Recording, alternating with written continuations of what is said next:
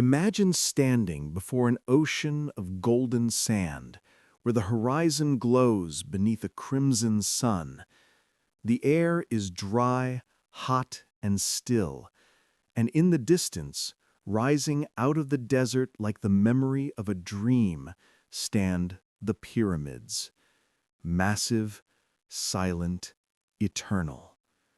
This is Egypt, a civilization so ancient that when Cleopatra lived, the pyramids were already older to her than she is to us today. For over 3,000 years, Egypt stood as one of the most powerful and mysterious cultures in human history. Its kings, the Pharaohs, ruled not just with authority, but with divinity. Its priests spoke to gods carved in stone. Its scribes invented a written language that captured the thoughts of eternity. But what made this civilization possible? Why here, in one of the harshest deserts on Earth, did humanity build some of its greatest wonders? To find the answer, we must travel back, far before the time of the pyramids, to the beginning, when the lifeblood of Egypt first carved its path through the sands. The Nile. The unification of Egypt was not just a political act, it was a divine event. When Narmer joined the two lands, the Egyptians believed it was not merely a man ruling men, it was a god ruling earth. The pharaoh was not seen as a mortal king. He was the living embodiment of Horus, the falcon god, protector of the skies. When he died, he became Osiris, the god of the afterlife, and his heir became Horus in turn. It was a sacred cycle, life, death, and rebirth, mirroring the eternal rhythm of the Nile. With this divine authority, Egypt entered its first great age, the early dynastic period. Capitals were established at Memphis, temples rose along the river, and hieroglyphs, the written language of the gods, began to record the world for the first time. Imagine stone tablets filled with tiny drawings, birds, eyes, reeds, snakes, each symbol carrying meaning, each line whispering across thousands of years.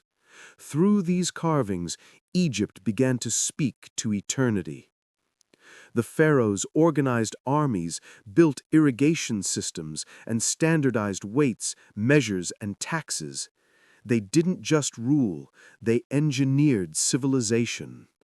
But soon, ambition reached higher than the sky itself.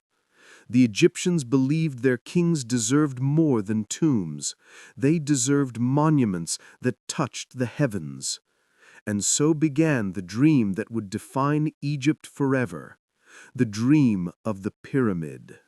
Around 2600 BCE, Egypt entered what historians call the Old Kingdom, a time of stability, power, and astonishing creativity. At its heart was a pharaoh named Djoser. He ruled from the city of Memphis and wanted a tomb unlike any other, so he turned to his brilliant architect, Imhotep. Imhotep conceived something revolutionary. Instead of a simple mud brick mastaba, he imagined a grand stone structure, built layer upon layer toward the heavens. The result was the step pyramid of Saqqara, the world's first monumental stone building.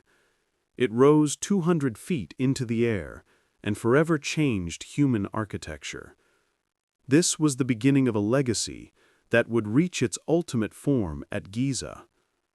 There, during the Fourth Dynasty, pharaohs Khufu, Khafre, and Menkaure ordered the construction of the three Great Pyramids, tombs so massive that even today we struggle to comprehend how they were built. Some 2.3 million limestone blocks, each weighing several tons, were cut, transported, and stacked with precision so perfect that even a razor blade could barely fit between them. And all of this, done without iron tools, wheels, or modern machinery. To the Egyptians, this wasn't just engineering, it was faith made stone. The pyramid was a stairway to the stars, a ladder to eternity, helping the soul of the pharaoh ascend to the heavens. Around these colossal tombs, entire cities of workers lived, farmed, and worshipped. Contrary to myth, these were not slaves in chains. They were skilled laborers, artisans, and engineers, fed and honored by the state. Their labor created wonders that would define the identity of Egypt for millennia. But as the pyramids reached ever higher, the burden on the people and the treasury grew heavier. The Old Kingdom, magnificent as it was, began to strain under its own weight. By 2200 BCE, the pharaoh's power weakened. Droughts struck. The floods of the Nile became unpredictable. Famine and political chaos spread. The once divine ruler became just a man again. Egypt fell into darkness, a time historians now call the First Intermediate Period. The great age of the pyramid builders had ended, but Egypt was far from finished. From this chaos, it would rise again, renewed, stronger, and wiser. Because for the Egyptians, death was never the end. It was only the beginning of another journey. Around 2600 BCE, Egypt entered what historians call the Old Kingdom, a time of stability, power, and astonishing creativity. At its heart was a pharaoh named Djoser. He ruled from the city of Memphis and wanted a tomb unlike any other, so he turned to his brilliant architect, Imhotep. Imhotep conceived something revolutionary. Instead of a simple mud brick mastaba, he imagined a grand stone structure, built layer upon layer toward the heavens. The result was the Step Pyramid of Saqqara, the world's first monumental stone building. It rose 200 feet into the air and forever changed human architecture. This was the beginning of a legacy that would reach its ultimate form at Giza. There, during the Fourth Dynasty, pharaohs Khufu, Khafre, and Menkaure ordered the construction of the three Great Pyramids, tombs so massive that even today we struggle to comprehend how they were built. Some 2.3 million limestone blocks, each weighing several tons, were cut, transported, and stacked with precision so perfect that even a razor blade could barely fit between them. And all of this, done without iron tools, wheels, or modern machinery. To the Egyptians, this wasn't just engineering, it was faith made stone. The pyramid was a stairway to the stars, a ladder to eternity, helping the soul of the pharaoh ascend to the heavens. Around these colossal tombs, entire cities of workers lived, farmed, and worshipped. Contrary to myth, these were not slaves in chains. They were skilled laborers, artisans, and engineers, fed and honored by the state. Their labor created wonders that would define the identity of Egypt for millennia. But as the pyramids reached ever higher, the burden on the people and the treasury grew heavier. The Old Kingdom, magnificent as it was, began to strain under its own weight. By 2200 BCE, the pharaoh's power weakened. Droughts struck. The floods of the Nile became unpredictable. Famine and political chaos spread. The once divine ruler became just a man again. Egypt fell into darkness, a time historians now call the First Intermediate Period. The great age of the pyramid builders had ended, but Egypt was far from finished. From this chaos, it would rise again, renewed, stronger, and wiser. Because for the Egyptians, Death was never the end. It was only the beginning of another journey. The New Kingdom, lasting from around 1550 to 1070 BCE, was Egypt at its height. It was an age of warriors, empire builders, and legends whose names still echo across the sands. Pharaohs like Thutmose III transformed Egypt from a kingdom into an empire.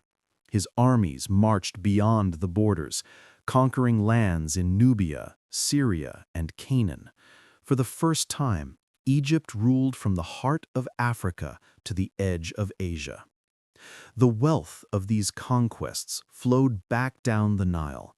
Gold, ivory, incense, exotic animals. Temples grew richer, cities grander. Egypt was the center of the known world. Then came a woman whose name would defy time, Hatshepsut. She ruled not as queen consort, but as pharaoh herself, wearing the royal beard and title of a king. Under her reign, Egypt flourished in peace. She sent expeditions to Punt, a mysterious land of gold and myrrh, and built magnificent monuments like her temple at Deir al-Bakhri, a structure so elegant it seems to rise straight out of the cliffs. But after her death, her name was nearly erased, chiseled off walls, her statues defaced. Some say her successor, Thutmose III, wanted to secure his own legacy. Others believed her story threatened the divine order. Yet history remembered her anyway. Then came Akhenaten, the heretic king. He broke centuries of tradition, declaring that there was only one god, the Aten, the sun disk. He built a new capital, Amarna, and changed Egyptian art to show intimacy and realism. The pharaoh kissing his wife, the royal children playing under the rays of the sun. But his revolution was short-lived. After his death, Egypt returned to its old gods, and his memory was nearly wiped away. And from this same royal line came a boy who would become a global legend, Tutankhamun. Though he ruled briefly and died young, his tomb, discovered untouched in 1922, became the most famous archaeological find in history. Inside lay treasures beyond imagination, a golden mask that became the very face of ancient Egypt. But even as Egypt shone in gold, shadows grew. The wealth and power that had once united the land began to divide it. Priests gained influence, nobles fought for control, and foreign powers watched from afar. By the time of Ramses II, the great builder and warrior of the Battle of Kadesh, Egypt was still mighty, but cracks had begun to form. When Ramses died after more than 60 years on the throne, Egypt lost its last great pharaoh. The empire he built would slowly fade into memory as new powers, the Assyrians, Persians, and Greeks, rose to claim the world stage. Even the greatest civilizations must face twilight. After the mighty reign of Ramses II, Egypt entered a slow decline. Not with a single fall, but with the quiet crumble of centuries. The Nile still flowed, the temples still stood, but the heartbeat of empire weakened. Local rulers fought among themselves, resources drained. The gods who had once promised eternal order, Maat, seemed distant now. By 1100 BCE, Egypt had divided again, north and south ruled by rival dynasties. The great monuments of the past became relics, their builders forgotten. Priests of Amun grew powerful, sometimes more influential than pharaohs themselves. Then came the outsiders. From the south marched the Kushites of Nubia, African kings who admired Egyptian culture so deeply that they adopted it as their own. For a brief, brilliant moment, they reunited Egypt, founding the 25th dynasty. Pharaohs with dark skin and Nubian heritage restored temples, revived art, and called themselves sons of Amun. But their glory, too, was short-lived. From the east came the Assyrians, fierce warriors who invaded and burned cities. Then the Persians, turning Egypt into a province of their empire. And finally from the north, in 332 BCE, came a man whose name would echo forever, Alexander the Great. When Alexander entered Egypt, the people didn't resist. They saw him as a liberator from Persian rule. In gratitude, they crowned him pharaoh and proclaimed him the son of Amun. He founded a city on the Mediterranean coast, Alexandria, a place destined to become the greatest cultural crossroads of the ancient world. After Alexander's death, one of his generals, Ptolemy, took control of Egypt. He founded the Ptolemaic dynasty, blending Greek and Egyptian traditions. Pharaohs now spoke Greek, studied philosophy, and worshipped both Zeus and Ra. Under the Ptolemies, Egypt flourished once more, science, art, and learning reborn. At Alexandria stood the great library, a treasure of human knowledge, and the lighthouse of Pharaohs, one of the 7 wonders of the ancient world. But as centuries passed, even this light began to dim. Greed, corruption, and Roman ambition loomed on the horizon. And in its final act, Egypt's fate would rest in the hands of one woman, a queen whose beauty and brilliance would captivate the world. Cleopatra the Seventh. Cleopatra ruled in an age when Egypt was no longer the master of empires, but she refused to surrender its dignity. Educated, multilingual, and politically sharp, she sought to restore Egypt's independence through strategy, charm, and alliances. She met Julius Caesar, then Mark Antony, weaving love and politics into one of history's most dramatic stories. But Rome was too powerful. When Antony and Cleopatra were defeated by Octavian, the future emperor Augustus, the last flame of Egypt's ancient sovereignty was extinguished. In 30 BCE, Cleopatra took her own life, and with her, 3,000 years of Egyptian civilization came to an end. Egypt became a province of the Roman Empire. The hieroglyphs fell silent. The temples turned to dust. Yet, though the empire faded, its spirit never truly died. Egypt's gods, art, and philosophy lived on, influencing Greece, Rome, and beyond. Obelisks from Thebes rose in Paris and Rome. Mathematicians studied the geometry that built the pyramids. Mystics still spoke of life after death, of balance and order, echoes of Maat carried through time. Even today, thousands of years later, we look upon Egypt's ruins and feel a strange familiarity, as if those ancient people still whisper through the stone. We were here, we built, we dreamed, and we remembered eternity. Because in the end, Egypt's greatest secret was never gold, nor power, nor gods. It was memory. A civilization that refused to be forgotten, and in that refusal, achieved the immortality it sought. For Egypt, the Nile was everything. It was their road, their field, their pantry, and their god. Without it, there would be no Egypt, only sand and silence. Every year, like clockwork, the river flooded. The waters spilled over the banks, soaking the earth and leaving behind a layer of rich black silt, the perfect soil for growing grain. It was a miracle that happened so predictably, the Egyptians didn't just depend on it, they worshipped it.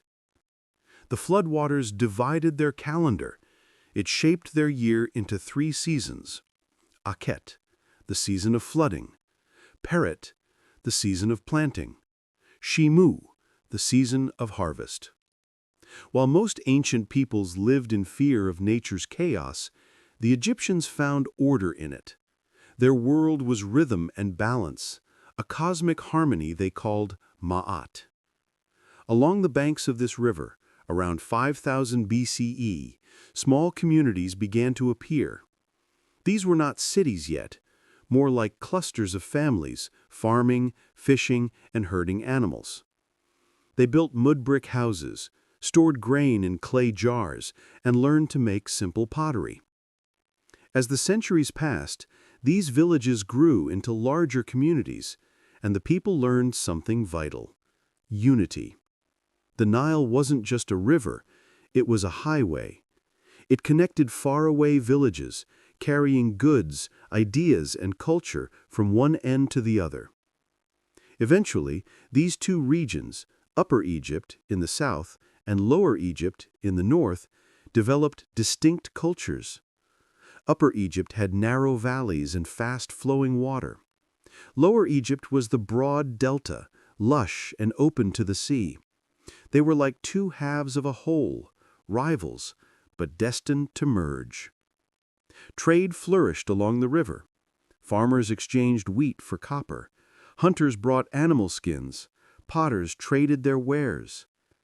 Over time, leaders emerged. Local chieftains who protected their people, settled disputes, and grew powerful. And then, around 3100 BCE, one of these rulers decided that Egypt should no longer be divided. His name was Narmer, or perhaps Menes, depending on which legend you believe. According to ancient records, Narmer conquered the northern lands and united them with the south. He wore a double crown, the white of Upper Egypt and the red of Lower Egypt, symbolizing his rule over both lands. This was the birth of a nation. And with that, history as we know it truly began. Egypt became one kingdom, under one God-king, protected by the Nile and blessed by the sun. From this moment on, the world would never be the same.